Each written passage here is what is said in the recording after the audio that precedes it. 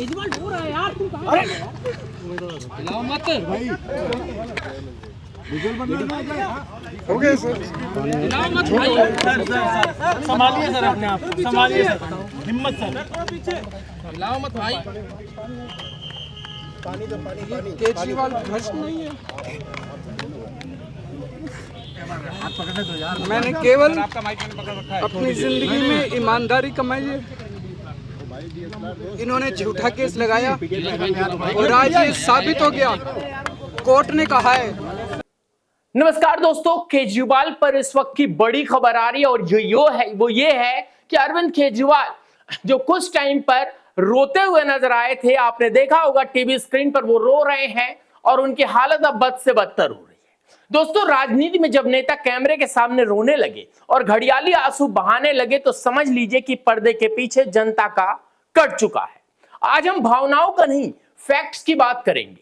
आज हम उन घड़ियाली आंसुओं का पूरा पोस्टमार्टम करेंगे जो दिल्ली की शराब नीति के नाम पर बहाए जा रहे हैं। और हाँ, आज सिर्फ राजनेताओं के का नहीं बल्कि देश की सबसे बड़ी एजेंसी सीबीआई की धज्जियां उड़ाएंगे, जिस तरह से सीबीआई ने इस केस का बंटाधार किया। लेकिन एनफोर्समेंट डायरेक्टरेट यानी ईडी कैसे मनी ट्रेल को साबित कर रही है और अरविंद केजरीवाल का बंटाधार हो रहा है, इसको सिंक्रोनाइज करके कोई नहीं बताएगा। कमेंट्स बॉक्स में कुछ देर में आप कुछ लिख दीजिएगा, जो भी आपको लगे, मेरे लिए या फिर केजरीवाल के लिए। आपसे अनुरोध है, शेयर भी कर दीजिएगा। दोस्तों, ये देखकर जो हम आपको दिखाने वाले, उसे देखकर ऐसा लगता है, हम आपको बताएं कि जो है माफ कीजिएगा, जो हमने जो देखा उसे देखकर ऐसा लगता है कि पूरा का पूरा मटियामेट है। केजरीवाल की बात तो हम करेंगे, लेकिन सीबीआई को देखकर ऐसा लगता है कि मानो वो अपराधियों को सजा दिलाने के लिए नहीं बल्कि उन्हें कानूनी दांवपेचों से बचाने के लिए लड़ रही है। नमस्कार, मैं हूं सौरभ मिश्रा, आप देख रहे हैं ओनली न्यूज 24x7। आज हम बात करेंगे उस एक के साथ एक फ्री शराब नीति की, जिसने शराब कारोबारियों की तिजोरियां भर दी और आपके टैक्स के पैसे को डुबो दिया। कैसे 100 करोड़ का किकबैक लिया गया और क्यों प्रधानमंत्री मोदी ने भरे मंच से अरविंद केजरीवाल को अनुभवी चोर कहा। दिल थाम के बैठिए, क्योंकि आज इस सियासी ड्रामे का पूरा सच सामने आने वाला है। मामला क्या था? एक के साथ एक फ्री का। जी हां दोस्तों, सबसे पहले बहुत ही आसान और सीधी भाषा में समझिए कि पूरा शराब घोटाला है क्या और इसकी जड़ कहां है। साल 2021-2022 में आम आदमी पार्टी की सरकार दिल्ली में एक नई शराब नीति यानी एक्साइज पॉलिसी लेकर आती है। हम आपको बताएं, अभी अरविंद केजरीवाल जो घड़ियाली आंसू बहा रहे हैं, उसके पीछे उनका दर्द भी है, क्योंकि वो बेगुनाह साबित नहीं हुए हैं। और यही चीज जनता के सामने शो करना चाहते हैं कि मैं तो बेगुनाह हूं। बड़े बड़े दावे अरविंद केजरीवाल ने किए थे कि दिल्ली सरकार को 8,000 करोड़ का जो है राजस्व, भारी भरकम राजस्व मिलेगा। लेकिन धरातल पर क्या हुआ? सरकार ने अपनी सारी सरकारी शराब की दुकानें बंद करा दी और पूरा सिस्टम प्राइवेट हाथों यानी निजीकरण को सौंप दिया।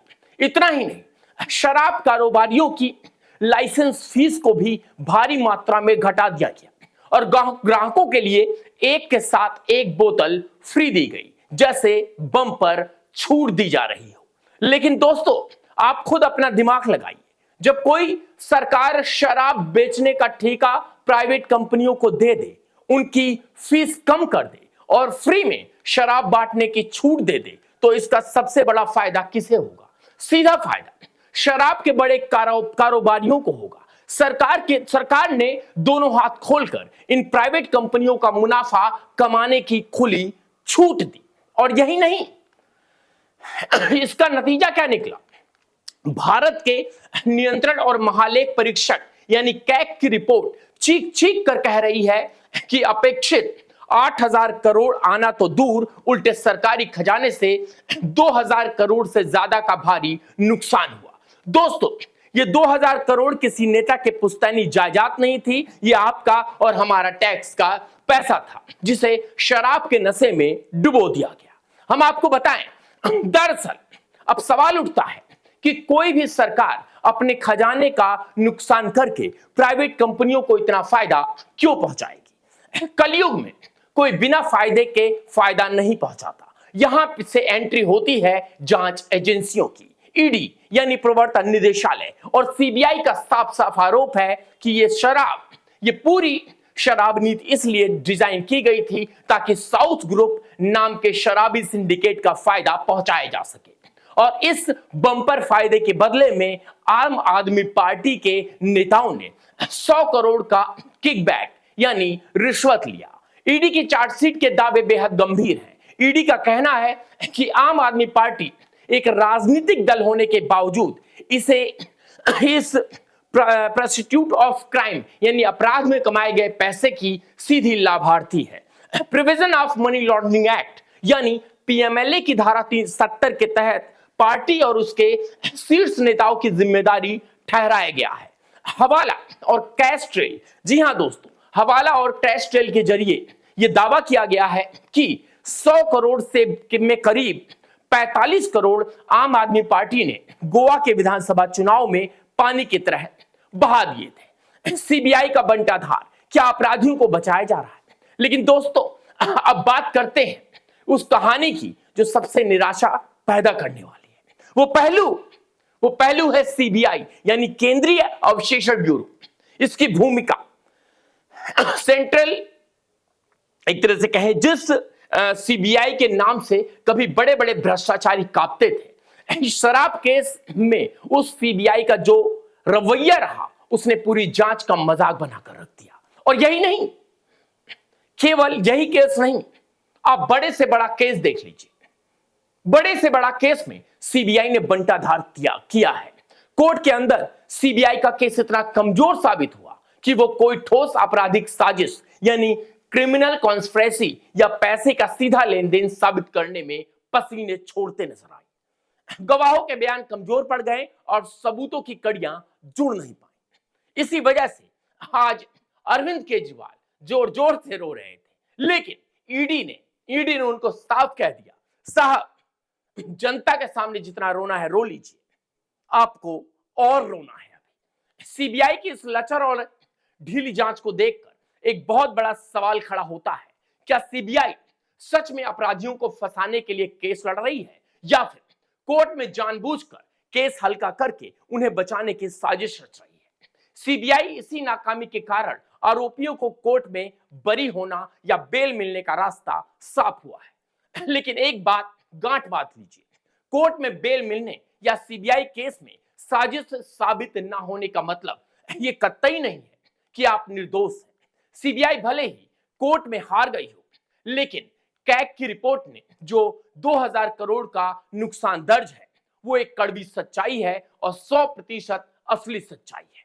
अनुभवी चोर, जी हां दोस्तों, आपको याद होगा इस पुराने घोटाले में जब पैसे की ट्रेल खोजने में एजेंसियां हांफने लगी तो देश की राजनीति में हुए बहुत बड़ा तंज सामने आया। वो तंज आपको याद होगा 2024 से पहले, आपको याद होगा एक टीवी इंटरव्यू के दौरान प्रधानमंत्री नरेंद्र मोदी ने दिल्ली के मुख्यमंत्री अरविंद केजरीवाल पर परोक्ष रूप से निशाना साधते हुए उन्हें अनुभवी चोर कहा था। पीएम मोदी ने तंज करते हुए कहा था कि एजेंसियों के पैसे इसलिए नहीं मिले क्योंकि अनुभवी चोर बहुत अच्छी तरह जानता है कि सफाई कैसे की जाती है।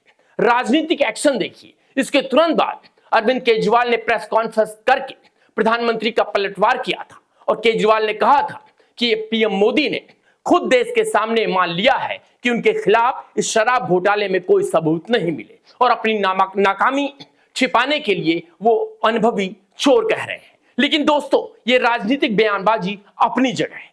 कॉमन सेंस की बात करते हैं। अगर आप व्यापारी को एक के साथ एक का ऑफर दे रहे हैं, उनकी फीस माफ कर रहे हैं, उनका मुनाफा रातों रात बढ़ा रहे हैं, तो ये तो साफ है किसी न किसी को व्यक्तिगत फायदा पहुंचाया गया। बिना राजनीतिक फंडिंग के ऐसी दरियादिली वाला काम कोई सरकार भला क्यों करेगी और क्यों करती?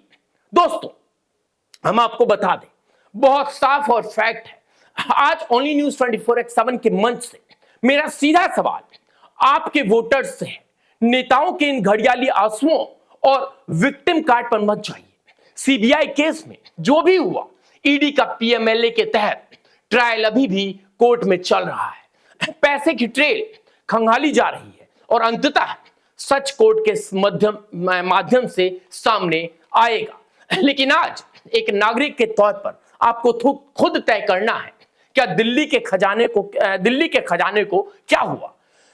2000 करोड़ का नुकसान सिर्फ एक नीतिगत गलती थी या फिर यह टैक्स पेयर का पैसा लूटने की एक सोची समझी साजिश थी? आपका फैसला आपको करना है। कमेंट्स बॉक्स में आपको बताना है। भावनाओं से ऊपर उठिए, फैक्ट्स को देखिए और अपने मेहनत के पैसे का हिसाब मांगिए। जब तक जनता सवाल नहीं पूछेगी तब तक नेता ऐसे ही आपके पैसे लेकर रोकर आपको बेवकूफ बनाते रहेंगे।